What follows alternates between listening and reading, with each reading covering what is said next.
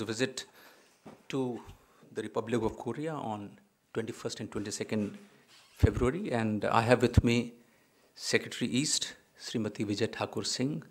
I also have Joint Secretary East Asia, Pranay Verma, who will brief us on the different aspects of the visit. Before I hand over the floor to Secretaries, let me just say that ROK is an important strategic partner for India. And the visit will be a manifestation of the importance which we attach to this very important strategic partnership, very multidimensional engagement which we have with South Korea. Now I request secretaries to brief you all on the visit. Ma'am, the floor is yours. Thank you, Ravish, and good afternoon to all of you. This is a briefing about Prime Minister's visit to the Republic of Korea. He would be visiting Seoul from 21st to 22nd February on a state visit at the invitation of the President of the Republic of Korea, His Excellency President Moon Jae-in. Though it will be a very short visit, barely 30 hours, but there is a packed program with a number of engagements scheduled with the Korean leadership, businesses, and other stakeholders. Prime Minister's visit is a part of the recent growing momentum of high-level exchanges between the two countries. As you are aware, President Moon visited India for a bilateral summit in July 2018, following which First Lady, Her Excellency Kim Jong-sok, came to India to participate in the Deepo Utsav in Ayodhya in November last year. Earlier, in 2018, the Speaker of the Korean Parliament visited India, and then later, the Korean Defense Minister was in India on a bilateral visit in August 2018. Most recently, the Foreign Minister of Korea, Foreign Minister Kang, was in India in December for having the Joint Commission meeting with External Affairs Minister. Prime Minister and President Moon recently also interacted on the sidelines of the East Asia Summit and also the G20 meeting earlier this year. Therefore, this frequency of meetings at the highest level underscores the importance of the leadership on both sides to the relationship, which is characterized as a special strategic partnership. To start with, let me quickly run you through the program, elements of the Prime Minister's visit, which we are currently working on. Prime Minister is scheduled to arrive in Seoul in the forenoon of February 21st. That afternoon, he will address India-Korea Business Symposium, as also launch an India-Korea Startup Hub.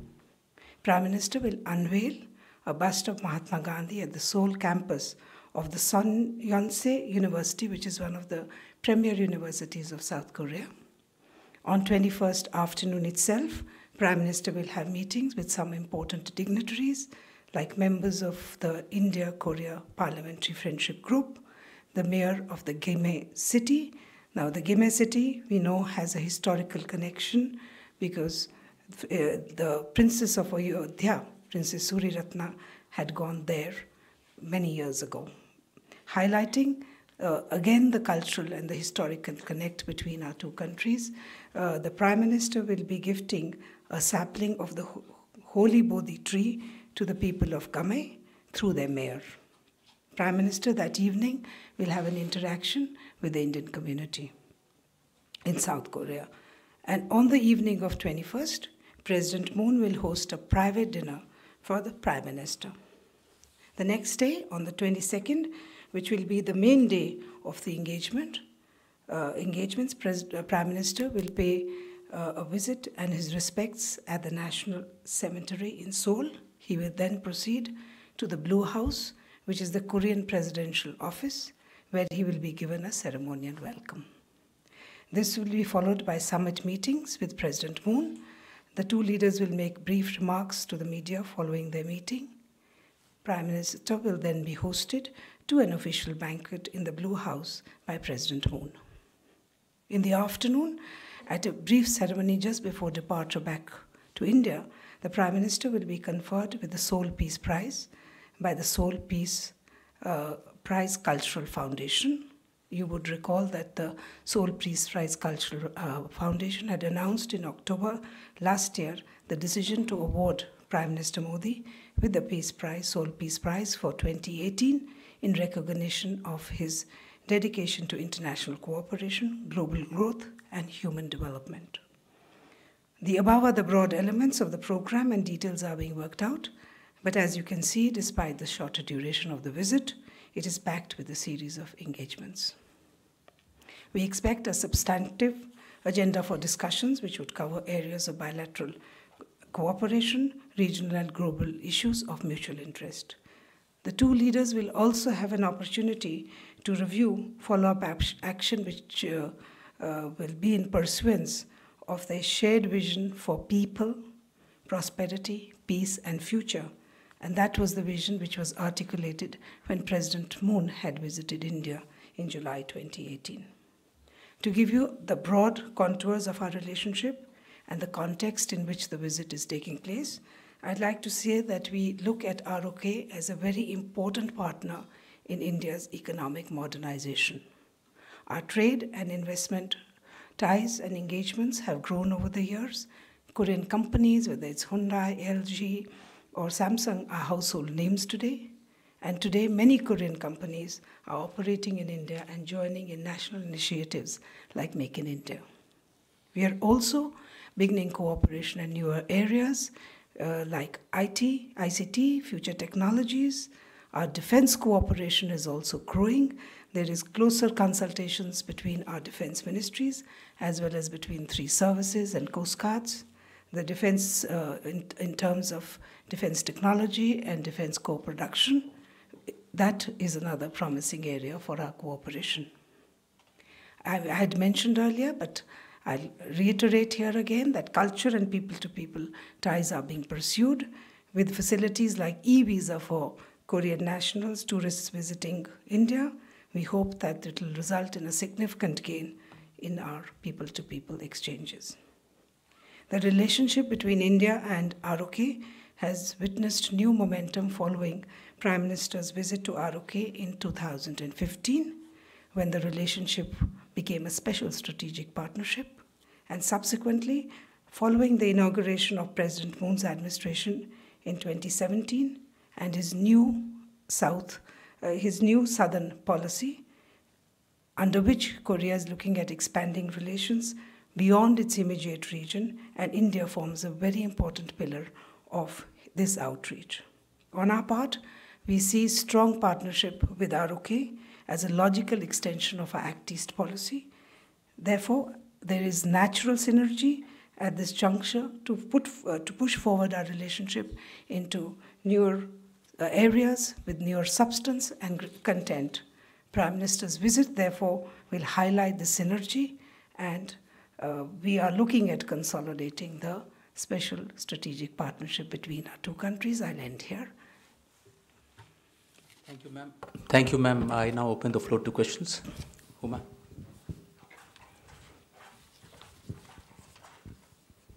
Just want to know if any defense discussion will take place, because the Vice Minister of Defense is leading a 8-member team for the Aero India.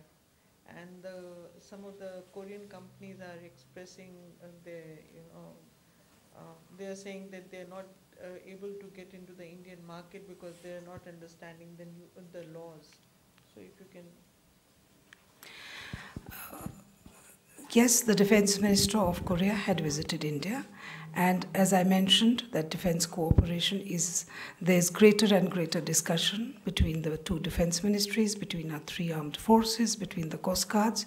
We are looking at defense technologies and co-production. And just to let you know that one of the joint defense co-production is a joint venture between Larsen and Toubro and a Korean company, and they are producing about 100 artillery guns, the Vajra. But this is in context of the recent program that they did not qualify for ST motive. They had bid for the artillery guns for the Indian Army.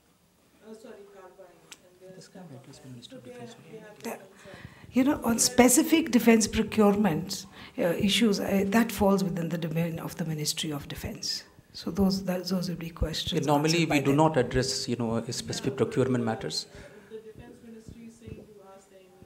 No, but in the past also we have made it clear that specific defense procurement matters should be addressed to Ministry of Defense. We can perhaps answer queries on the larger policy issues, but not in specific.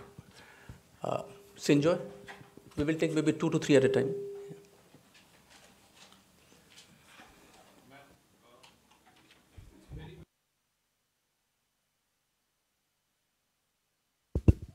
Ma'am, it's very well known that in the past, North Korea had supplied rocket technology to Pakistan.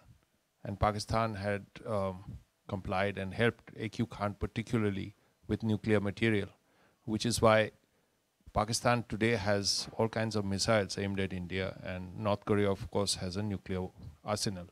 Now, since the South Korean president has begun a détente with the North Koreans, Kim, will this issue come up during the discussions? Enjoy, yeah. Ma'am, this proposal to look at issuing e-visas to South Koreans, will it be a reciprocal thing? Will they also be looking at giving the same to Indians? I'll take one more before I hand over the floor to secretaries. Ramanand. Yes, please. Ma'am, could you also please let us know what's happening vis-a-vis the trade front in terms of, I understand that they've put a huge tax on things like sesame and a few other things where they have a huge tax, and are we looking for a status as a native English-speaking nation in order to get some visa benefits?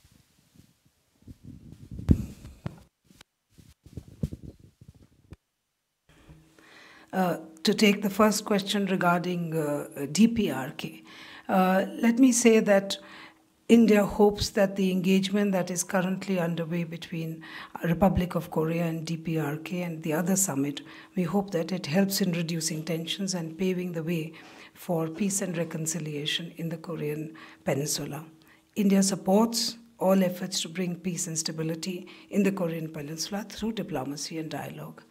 And we also hope that the resolution of the Korean Peninsula will take into account and address our concerns about proliferation linkages in India's neighborhood. Regarding the question on trade, let me tell you that the economic engagement and the economic pillar is a strong pillar of relations with the Republic of Korea. If you look at the trend last year, we had a growth, in the bilateral trade grew from about $16.8 billion to more than $20 billion. We saw a growth of almost 23%. So it is on an upward trajectory. And any relationship in trade, there would always be issues, but those issues we have format for discussion and they are taken up. The other question is relating to visas. We have introduced visa on arrival for Koreans. As far as reciprocal arrangements and discussions are concerned, there is a constant dialogue, and through that dialogue, let us see. But this is a visa on arrival, so that is what is being introduced at the moment. We will take the last round of, I think the gentleman there.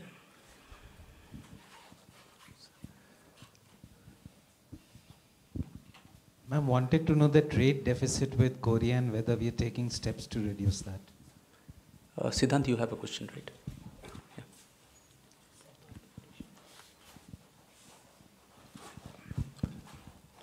So the visit the visit comes just few days before the second meeting between US President and the North Korean leader. What has India to say about the meeting? And of course, will this be also discussed during the meeting, the bilateral meeting between the Prime Minister and the President of South Korea?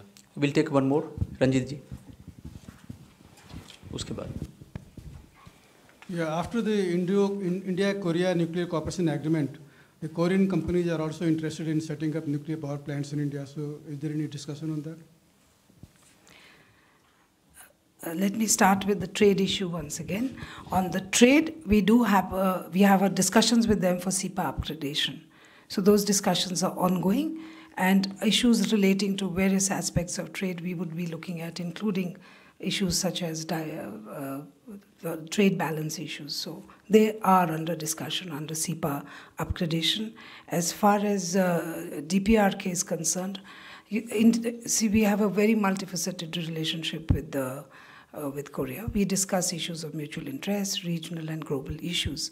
The conversation which is going on regarding with the DPRK is an important conversation. And as I said earlier, that India welcomes discussions and dialogues, and which would hopefully result in reducing tension and bring about peace and reconciliation in the Korean Peninsula. And the last one was on nuclear.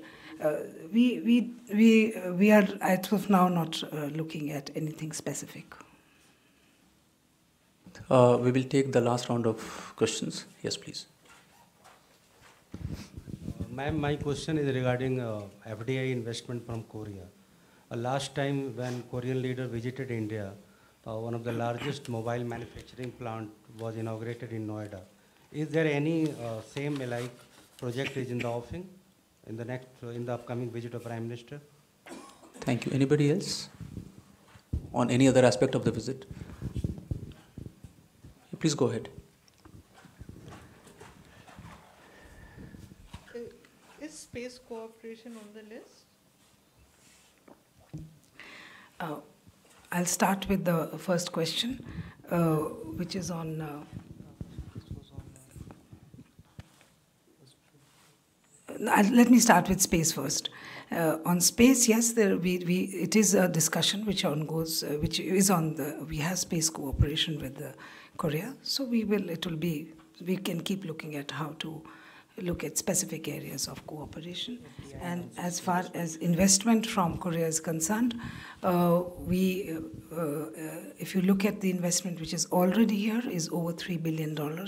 And if you look at the announcements they made in the last year itself, there have been significant announcements made. Just to give you some sort of indication, Kia Motors has announced that it will invest about $1.1 billion in the manufacturing unit in Andhra Pradesh. You had already mentioned that Samsung is looking at expanding its facility in Noida. It is looking at adding about $780 million into that plant, and it is the biggest manufacturing plant of Samsung in the world. And then there is also Hyundai. Hyundai had announced an investment of almost $900 million to extend its production facilities in India. So investment is coming from Korea to India, and there is a positive assessment about India. There is the assessment that there is many opportunities out here. So I won't say what exactly would happen, whether any announcement, but definitely there is interest, and definitely we are seeing results on the ground. And that is the way our relationship is going, positive and upwards. This concludes the special briefing on Prime Minister's visit to Korea. Thank you, ma'am. Thank you, Pranay, and thank you all for joining.